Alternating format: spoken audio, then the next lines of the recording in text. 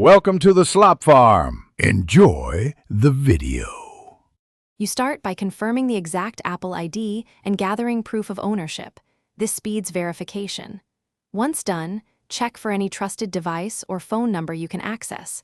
Make sure serial numbers or a purchase receipt are at hand in case Apple requests them.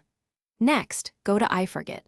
Apple, com or settings password and security on a device you already signed into. Enter the Apple ID and follow the on-screen prompts to attempt immediate recovery before requesting a longer account recovery process.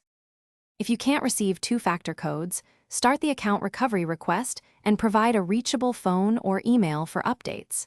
You'll be asked for any previous passwords or device details. Give as much accurate information as possible because it shortens the wait.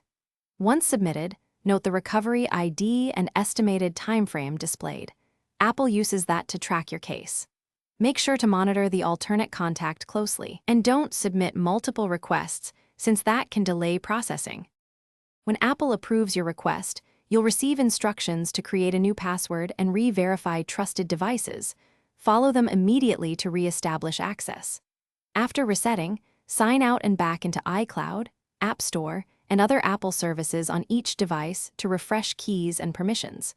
Make sure to add multiple recovery contacts and enable two-factor authentication if not already active.